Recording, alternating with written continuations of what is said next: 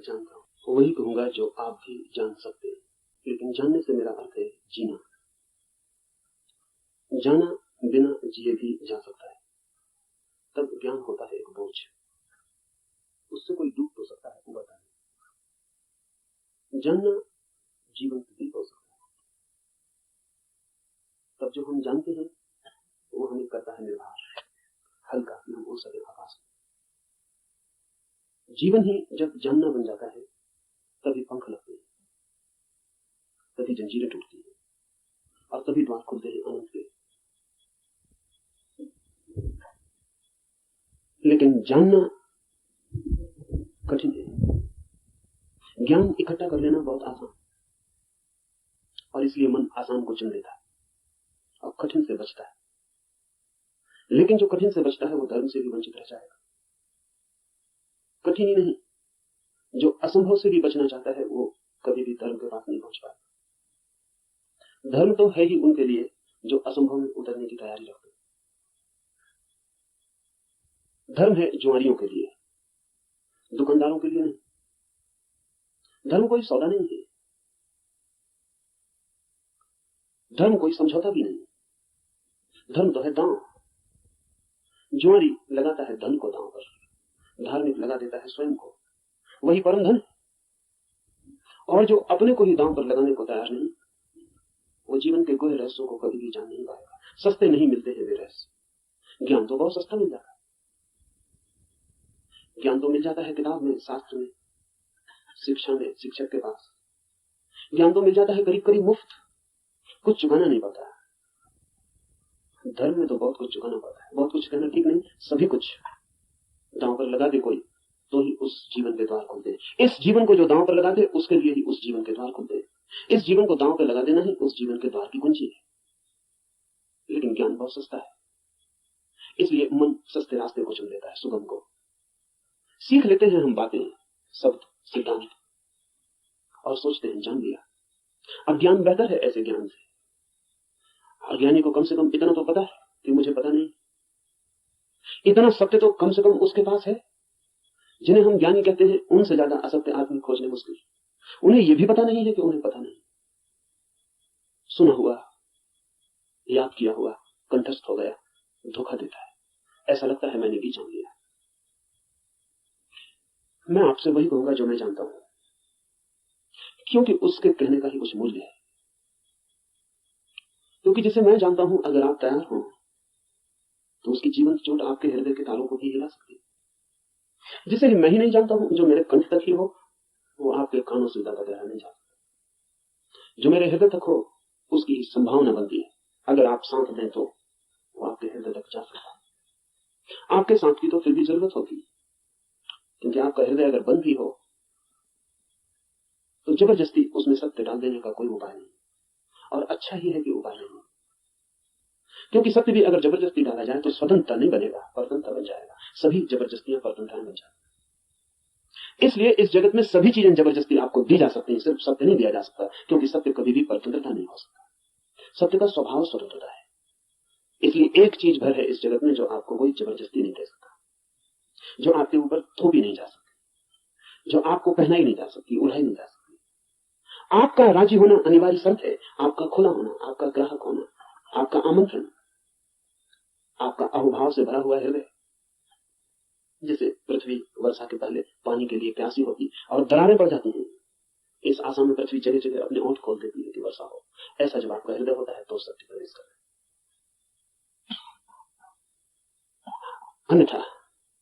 अन्यथा सत्य आपके द्वार से भी आकर लौट जाता है। बहुत बार लौटा है, बहुत जन्मों जन्मों में। आप कुछ नए नहीं, इस पृथ्वी पर कुछ भी नया नहीं, सभी बहुत पुराने हैं। आप बुद्ध के चरणों में भी बैठ के सुने हैं, आपने कृष्ण को भी देखा है, आप जीसस के पास भी उठे बैठे हैं, लेकिन फिर भी वंचित रह गए, क्योंकि कभी भी आपका हृदय तैयार नहीं था। आपके पास से बुद्ध की सरिता बहती निकल गई है, महावीर की सरिता बहती निकल गई, आप प्यासे रह गए। आनंद रो रहा था जिस दिन बुद्ध के प्राण छूटने को थे और छाती पीट रहा, और बुद्ध ने उससे कहा कि तू रोता क्यों है? जरूरत से ज्यादा मैं तेरे पास था 40 वर्ष, और अगर 40 वर्ष में भी नहीं हो पाई वो घटना, तो अब रोने से क्या होगा? मेरे मिटने से इतना परेशान क्यों हो रहा है? तो आनंद ने कहा है, इसलिए परेशान हो रहा हूं कि आप मौजूद थे और मैं न मिट पाया। अगर मैं मिट जाता तो आपको मेरे भीतर प्रवेश मिल जाता। 40 साल नदी मेरे पास बहती थी और मैं प्यासा रहता हूं, और अब मैं रोता हूं क्योंकि जरूरी नहीं है कि ये नदी कब किस जन्म में दोबारा मुझे मिलेगी। आप कुछ नए नहीं हैं। आपने बुद्धों को दफनाया, महावीरों को दफनाया, जीसस कृष्ण क्राइस्ट सबको आप दफना के जी रहे हैं। उनकी वो हार गए आपसे। आप काफी पुराने, जब से जीवन है तब से आप अनंत अनंत यात्रा है। कहां हो जाती होगी चूक? बस यही हो जाती है कि आप खुले ही नहीं, बंद है। मैं तो आपसे वही कहूंगा जो मैंने जाना है। अगर आप भी अपने को एक खुलापन बना सके तो आप भी उसे जान देंगे। और ऐसा नहीं है कि कोई कठिनाई है, बहुत एक ही कठिनाई है और वो आप हैं। कुछ लोग कुतूहल से चलते हैं, जैसे राह चलते बच्चे पूछ लेते हैं इस वृक्ष का नाम क्या है, और अगर आप उत्तर न दें तो तत्क्षण भूल जाते हैं कि उन्होंने पूछा भी था। वो दूसरी बात पूछने लगते हैं कि ये पत्थर यहां क्यों पड़ा है। पूछने के लिए पूछते हैं, जानने के लिए नहीं पूछते। बिना पूछे नहीं रह सकते हैं, इसलिए पूछते हैं, जानने के लिए नहीं पूछते। जो लोग कुतूहल से जी रहे हैं वो अभी भी बचकाने हैं। अगर आप ऐसे ही पूछ लेते हैं कि ईश्वर क्या है, जैसे कि कोई बच्चा राह चलती दुकान देख के पूछ लेता हो कि ये खिलौना क्या है, तो आप अभी बच्चे हैं। और बच्चा तो माफ किया जा सकता है, आप माफ नहीं किया जा सकते। कुतूहल नहीं चलेगा। धर्म कोई खिलवाड़ नहीं है बच्चों का, और फिर उत्तर भी मिल जाए तो उससे कोई प्रयोजन नहीं है। बच्चे का मजा पूछने में है। उसने पूछा, यही उसका मजा है। आप उत्तर देंगे भी तो उस उत्तर में उसे कोई बहुत रस नहीं। क्या बात? मनस्वित कहते हैं कि बच्चे नया नया बोलना सीखते हैं तो अपने बोलने का अभ्यास करते हैं पूछ पूछ कर। जैसे बच्चा नया नया चलना सीखता है तो बार बार उठ के चलने की कोशिश करता है, बोलना सीखता है तो बार बार बोलने की कोशिश करता है। इसलिए बच्चे एक ही बात को कई दफा कहते हैं, इसलिए कई दफा कहते हैं क्योंकि उन्हें बोलने का एक नया अनुभव, एक नया आयाम मिला है। उस नए आयाम में वे तैर के अभ्यास कर रहे हैं, इसलिए कुछ भी पूछते हैं, कुछ भी बोलते हैं। अगर आप भी धर्म की दुनिया में कुछ भी पूछ रहे हैं, कुछ भी बोल रहे हैं, कुछ भी सोच रहे हैं, और कोई गहरी जिज्ञासा नहीं है, बस कुतूहल है, तो अभी आप और कुछ बुद्धों को दफनाएंगे। अभी और न मालूम कितने बुद्धों को आपके साथ मेहनत करनी पड़ेगी। कुतूहल से सत्य का कोई संबंध नहीं। कुछ लोग कुतूहल से थोड़ा आगे बढ़ते हैं और जिज्ञासा करते हैं। जिज्ञासा में थोड़ी ज्यादा गहराई है, लेकिन बस थोड़ी ज्यादा। जिज्ञासा भी बहुत गहरी नहीं, वो भी उतली है, क्योंकि जिज्ञासा है केवल बौद्धिक, और बुद्धि भी ऐसी है जैसी खाज होती है, खुजना है थोड़ा रस आता है, ऐसा बुद्धि को भी खाज होती रहती।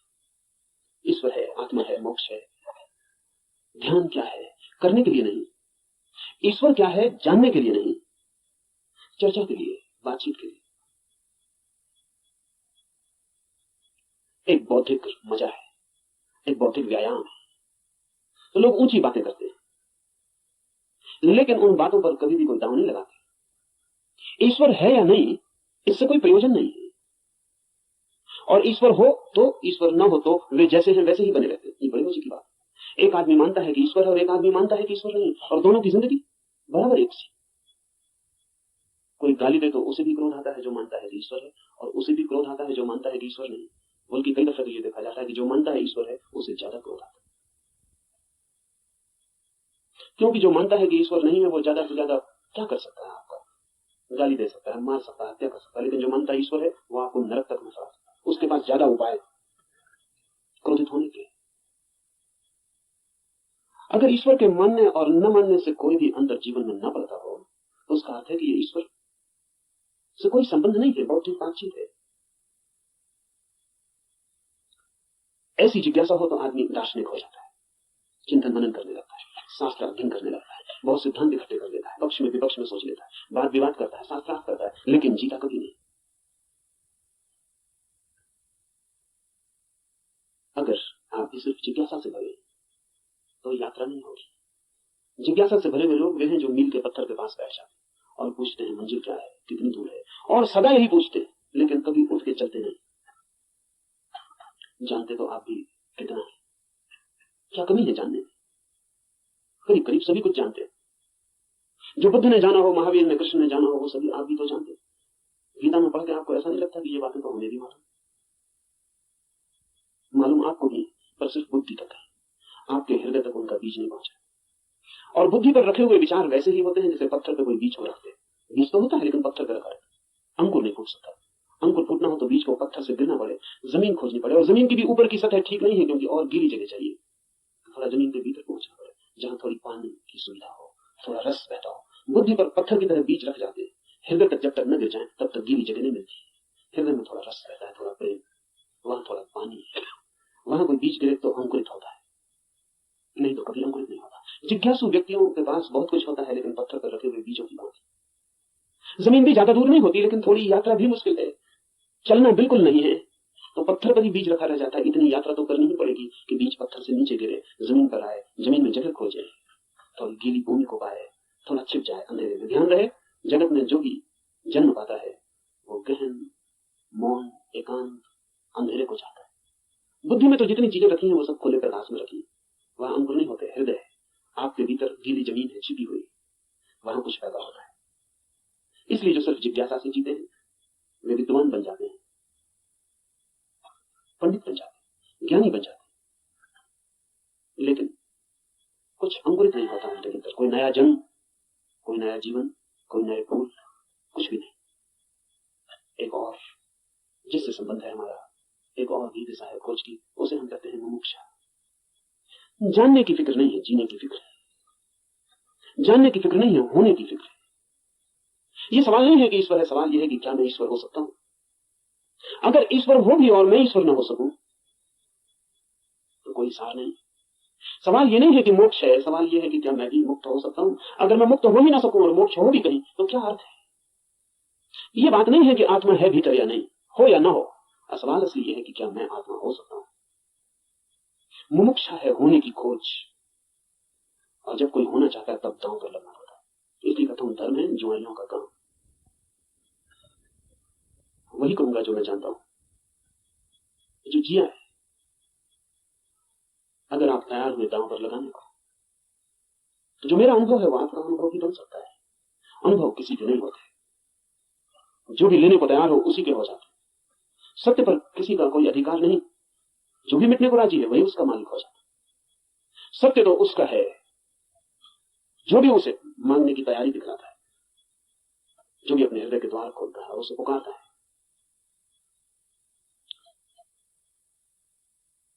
इस उपनिषद को इसीलिए चुना है। ये उपनिषद अध्यात्म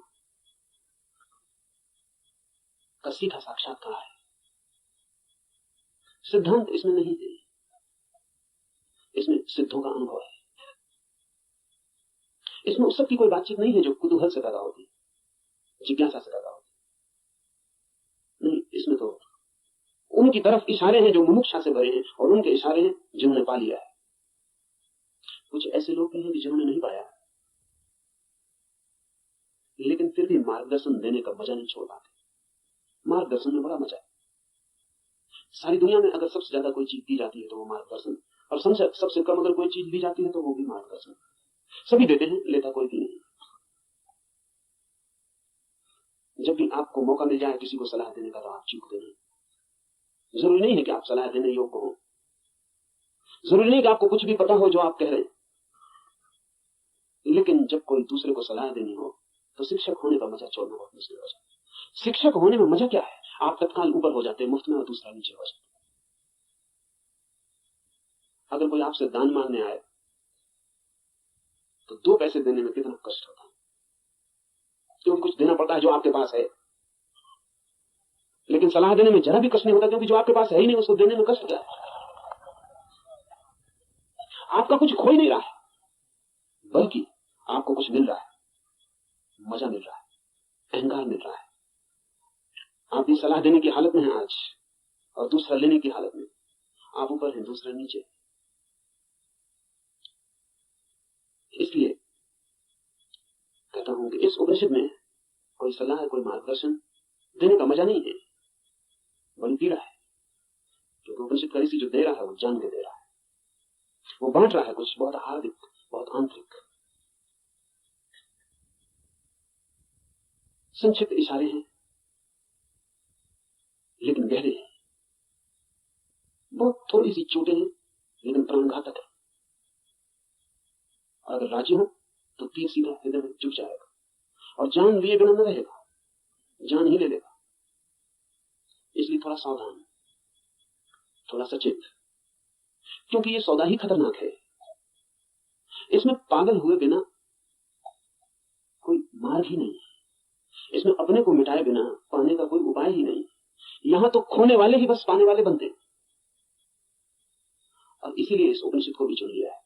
ऐसे तो सीधा ही आपसे कह सकता हूं, कोई कारण इस उपनिषद को चुनने का नहीं है, बहाना, आड़, क्योंकि तीर सीधा मारो आदमी बच सकता है, उपनिषद की आड़ से थोड़ी सुविधा रहेगी, इसलिए चुन लिया है कि आपको ऐसा भी पता नहीं लगेगा कि मैं कोई सीधे ही आपको तीर मारूं, तो बचने का जरा उपाय कम हो जाता। सभी शिकारी जानते हैं थोड़ी आड़ से शिकार ठीक होती है। ये उपनिषद सिर्फ आड़ है और इससे कुछ लेना देना ज्यादा नहीं। जो मैंने जाना है वही कहूंगा, लेकिन उसमें और उपनिषद में कोई अंतर नहीं है, क्योंकि इस उपनिषद के ऋषि ने जो कहा है वो जानकर ही कहा। यह उपनिषद अध्यात्म की सूक्ष्मतम रहस्यों का उद्घाटन है। लेकिन अगर मैं उपनिषद पर ही बात करता रहूं तो डर है कि बात ही रह जाए, इसलिए चर्चा तो पृष्ठभूमि होगी। इस चर्चा के साथ साथ प्रयोग, जो कहा है, जो इस ऋषि ने देखा है या जो मैं कहता हूं मैंने देखा है, उस तरफ आपके चेहरे को मोड़ने की कोशिश, उस तरफ आपकी भी आंखें उठाने, उस तरफ आपकी भी आंखें उठाने का प्रयास, वही मुख्य होगा।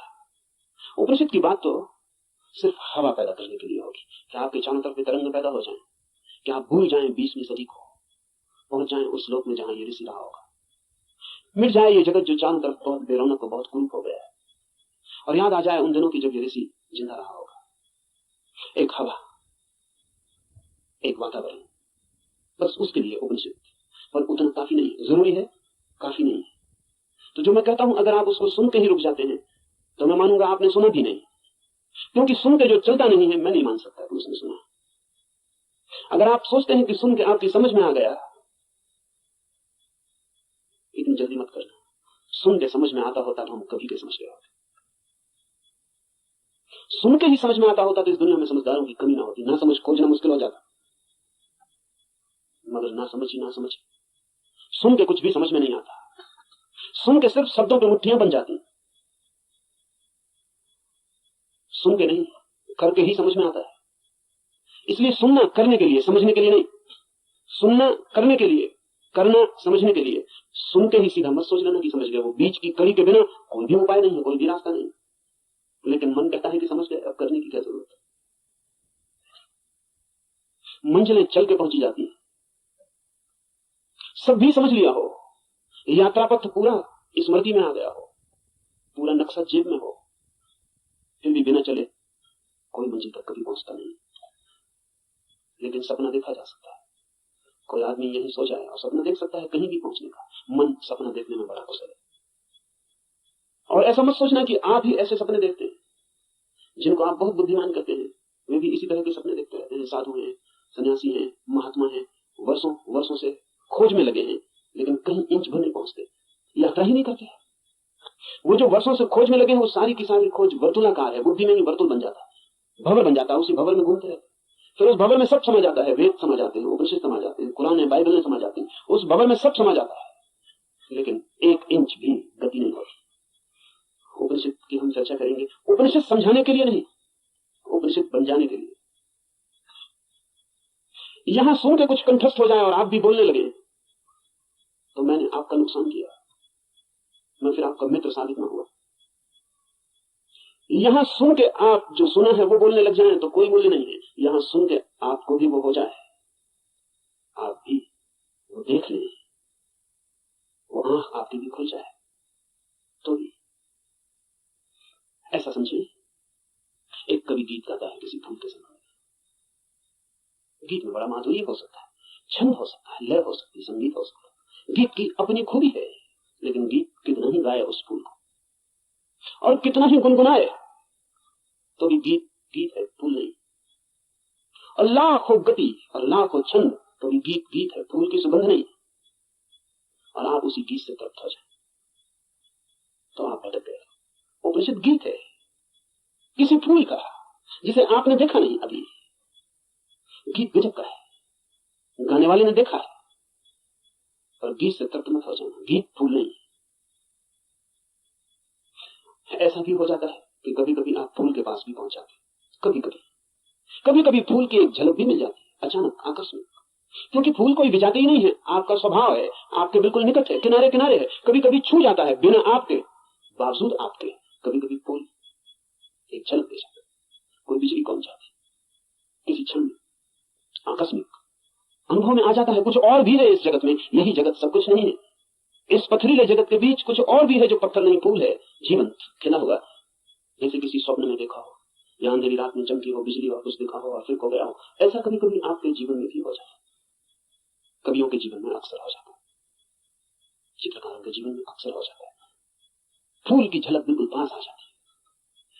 फिर भी फूल कितने ही पास हो और कितनी ही झलक मिल गई हो, पास होना भी दूर होना ही है। और कितने ही पास आ जाए फूल तो भी फासला तो बना ही रहेगा। और मैं बिल्कुल हाथ से भी छू लूं फूल को तो भी पक्का नहीं है कि जो अनुभव मुझे होता है वो फूल का है, क्योंकि हाथ खबर लाने वाला है, और हाथ अगर बीच में गलत खबर देगा तो कुछ भरोसा नहीं।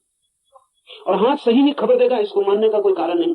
फिर हाथ जो खबर देगा वो फूल के संबंध में कम और हाथ के संबंध में ज्यादा होगी।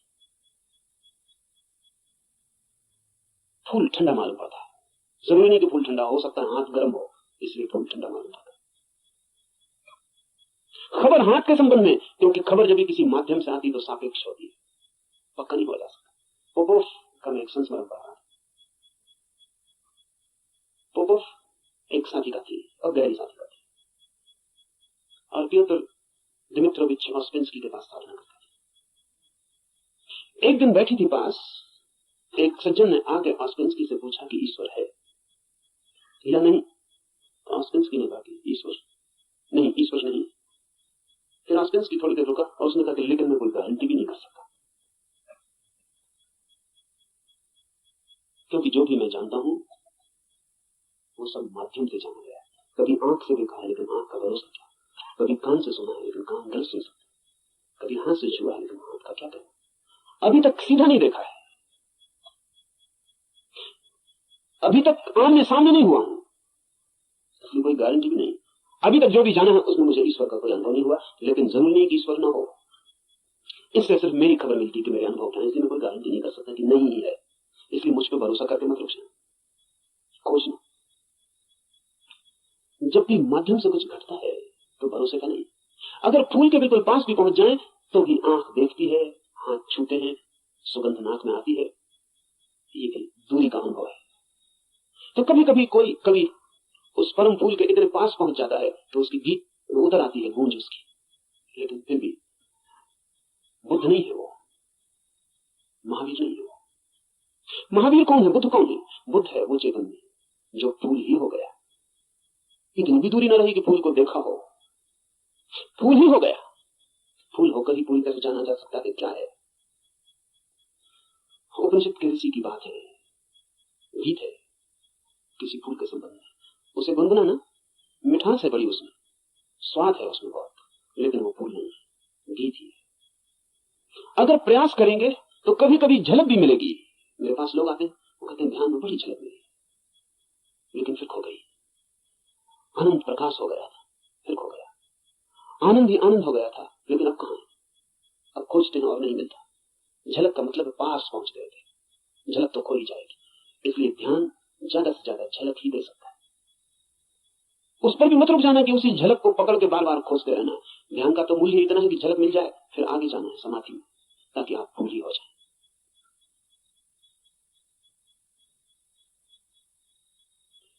ध्यान में है झलक, समाधि में है हो जाना।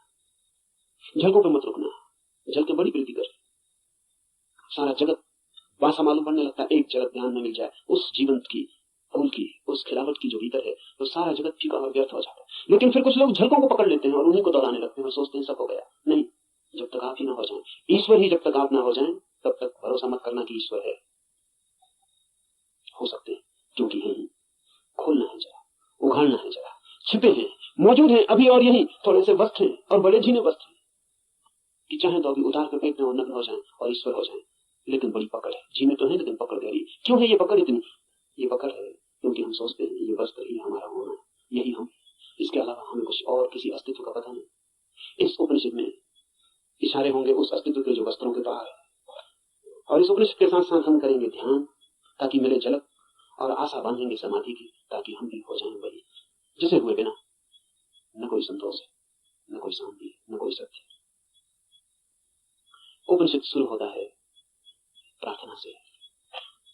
प्रार्थना है समस्त जगत से। सूर्य कल्याणकारी हो, वरुण, अरिमा, इंद्र और बृहस्पति, विष्णु कल्याणकारी हो, उस ब्रह्म को नमस्कार हो। हे वायु, तुम्हारे लिए नमस्कार क्योंकि तुम प्रत्यक्ष ब्रह्म हो। मैं तुम्हें ही प्रत्यक्ष ब्रह्म कहूंगा। सत्य और वित्त वे सब मेरी रक्षा करें। आचार्य की भी इस प्रार्थना से शुरू होता है। धर्म की यात्रा प्रार्थना से शुरू होगी ही। प्रार्थना का अर्थ है आस्था, आशा। प्रार्थना का अर्थ है इस सारे जगत के साथ हमारे जुड़े हुए होने का भाव। प्रार्थना का अर्थ है मुझ अकेले से क्या होगा। मुझ अकेले से होता तो हो गया होता। मुझ अकेले से तो क्षुद्र भी नहीं सद पाया। चाहा था धन मिल जाए वो भी नहीं गया, चाहा था पद मिल जाए वो भी नहीं गया। कैसी कैसी चाहें की थी, बड़ी छोटी थी, वे भी पूरी ना हुई। मुझ अकेले से तो संसार भी ना सधा। तो सत्य की ये महायात्रा मुझ अकेले से हो सकेगी? अकेले अकेले तो मैं संसार में भी हार गया हूं। सभी हारे हुए हैं संसार में। जो जीते हुए दिखाई पड़ते हैं वे भी, बस वे दूसरों को जीते हुए दिखाई पड़ते, खुद तो बिल्कुल हारे हुए। आप भी अपने को हारे हुए दिखाई पड़ते होंगे, औरों को तो आप भी जीते हुए दिखाई पड़ते। आपसे भी पीछे लोग हैं जो आपको समझते हैं पा लिया आपने, जीत गए संसार। लेकिन भीतर से अगर हम आदमी को देखें तो एक एक आदमी हारा हुआ है। संसार पराजय की लंबी कथा है, वहां जीत होती ही नहीं, वहां जीत हो ही नहीं सकती। वो संसार का स्वभाव नहीं। वहां हार ही नियति है, किसी की नहीं, किसी व्यक्ति की नहीं। संसार में होने की नियति ही हार है। वहां हार नहीं होगा, वहां कोई कभी जीतता नहीं। वहां हम नहीं जीत पाए जहां क्षुद्र था, स्वप्न था। शंकर कहते हैं माया है, वो माया में भी हार गए। सपना था, भ्रम था, वहां भी तो जीत न पाए। जब भ्रम में भी हार गए, सपने में भी न जीते, तो यथार्थ में, सत्य में अकेले से क्या होगा? प्रार्थना का अर्थ है संसार में पराजित हुए व्यक्ति का यह अनुभव कि जन्मों जन्मों तक चेष्टा करके मैं हार गया क्षुद्र में, तो विराट में मेरी सामर्थ्य। इसलिए प्रार्थना, इसलिए सारे जगत को पुकारा है ऋषि ने कि मुझे साथ देना। सूर्य को पुकारा है, वरुण को पुकारा। ये सब नाम है, प्रतीक है जीवन की समस्त शक्तियों की। सूर्य को पहले पुकारा है क्योंकि सूर्य हमारा जीवन है, उसके बिना हम नहीं होंगे। हमारे भीतर सूर्य ही जीता है, जलता है। उधर सूर्य बुझ जाए, यहां हम बुझ जाए। सूर्य ही हमारा प्राण है, इसलिए पुकारा। कहा वायु को नमस्कार है, विशेष रूप से वायु को नमस्कार कहा है इस प्रार्थना में, क्योंकि तुम प्रत्यक्ष ब्रह्म हो। अजीब सी बात, थोड़ा सोचिए। बड़े मजे की बात है, क्योंकि वायु है बिल्कुल अप्रत्यक्ष और सब चीजें प्रत्यक्ष। सूर्य को कहा होता प्रत्यक्ष ब्रह्म हो, जीते जागते जलते प्रखर, समझ में आता। सूर्य को नहीं कहा प्रत्यक्ष ब्रह्म, कहा वायु को जो बिल्कुल दिखाई पड़ती नहीं, बिल्कुल अप्रत्यक्ष। कहां है प्रत्यक्ष वायु? सिर्फ अनुमान है कि है, लगता है कि है, भासता है कि है, दिखाई तो पड़ती नहीं। आंख के सामने कहां है? प्रत्यक्ष का मतलब है आंख के सामने है। जो आंख के सामने वायु बिल्कुल नहीं है, पत्थर पहाड़ सब आंख के सामने, वायु नहीं है। लेकिन ऋषि कहता है वायु नमस्कार तुम्हें, क्योंकि तुम प्रत्यक्ष ब्रह्म हो। इसलिए कहा कि वायु जैसे दिखाई नहीं पड़ती और है, और आंख को दिखाई नहीं पड़ती फिर भी आंख को छू रही है प्रतिपल। ऐसा ही परम सत्य है, दिखाई नहीं पड़ता, छू रहा है प्रतिपल। वायु दिखाई नहीं पड़ती क्योंकि हमारे पास देखने वाली आंख नहीं है। वायु तो यहां है, वायु के बिना तो हम भी नहीं हो सकते। वही तो हमारी श्वास में हमें संभाले, उसका ही आवागमन तो हमारा सारा जीवन है, जो इतने निकट है। श्वास है जो हमारी, वो भी दिखाई नहीं पड़ती क्योंकि हमारे पास आंखें बड़ी स्थूल। तो हम जो बहुत मोटा मोटा है, स्थूल स्थूल है, वो देख लेते हैं। जो सूक्ष्म है वो हमें दिखाई नहीं पड़ता। वायु सूक्ष्मतम है, हमारे सामने मौजूद है, भीतर मौजूद है, बाहर मौजूद है, रोए रोए में मौजूद है और दिखाई नहीं पड़ती। इसलिए कहा कि तुम प्रत्यक्ष ब्रह्म हो, तुम ठीक ब्रह्म जैसी हो। वो भी यहाँ मौजूद है और दिखाई नहीं पड़ता, और रोए रोए में वही समाया है, रोआ रोआ वही है, और फिर भी उसका कोई पता नहीं चलता। इसलिए वायु को नमस्कार किया है कि हम वायु को तो जानते हैं, ब्रह्म को नहीं जानते। वायु से एक धागा जोड़ा है कि ब्रह्म भी ठीक वायु जैसा है।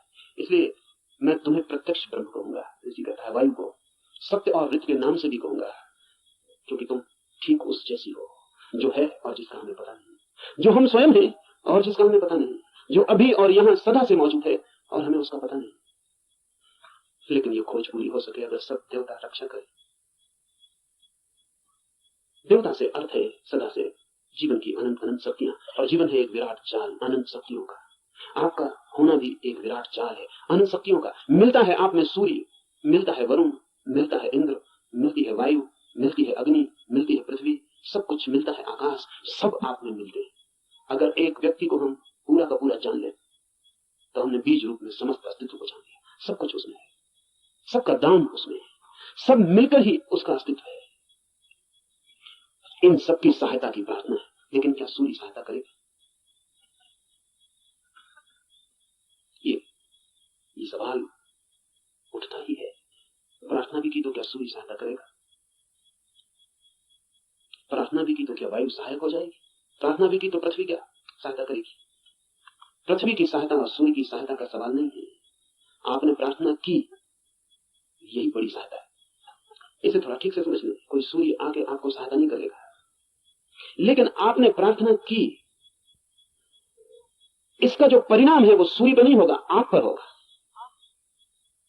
क्योंकि प्रार्थना करने वाला चित्त हो जाता है विनम्र, प्रार्थना करने वाला चित्त हो जाता है असहाय, प्रार्थना करने वाला चित्त स्वीकार कर लेता है इस बात को कि मुझ अकेले से नहीं होगा। प्रार्थना करने वाला चित्त मिटने को तैयार हो जाता है। प्रार्थना करने वाला चित्त अपने अहंकार को, इस भाव को कि मैं कर सकता हूं, छोड़ देता है। इसके परिणाम होते हैं। प्रार्थना का सारा परिणाम आप पर होता है। प्रार्थना से सूर्य नहीं बदलता, आप बदलते हैं। प्रार्थना से जगत नहीं बदलता, आप बदलते हैं। लेकिन आपके बदलते ही दूसरे जगत में आपका प्रवेश हो जाता है। प्रार्थना आमतौर से जब आप करते हैं तो यही सोचते हैं कि कोई कुछ करेगा, इसलिए प्रार्थना करें। न, प्रार्थना है एक उपाय, एक डिवाइस। हाथ तो आप जोड़ते हैं किसी और के सामने, लेकिन जो परिणाम होता है वो होता है भीतर, जिसने हाथ जोड़े हैं उस पर। इसलिए बड़ी कठिनाई होती है अगर आप वैज्ञानिक के सामने कहें कि हे सूर्य सहायता कर, तो कहेगा मूर्खता की बात। क्या सूर्य तुम्हारी सहायता करेगा? कब किसकी सहायता की? कि हे इंद्र वर्षा कर, पागल हो गए हो? प्रार्थनाओं से तुम्हें वर्षाएं हो गई। वैज्ञानिक ठीक कहता है, न तो सूर्य आपकी सुनेगा, न बादल आपकी सुनेगी, न हवा आपकी सुनेगी, कोई आपकी नहीं सुनेगा। लेकिन आपने पुकारा, ये आपको बदल जाएगा। आपने कितने जोर से पुकारा, उतनी गहरी हुक आपके भीतर प्रवेश हो जाएगी। अगर आपके पूरे प्राण पुकार उठे तो आप दूसरे ही आदमी हो जाएंगे। इसलिए है प्रार्थना।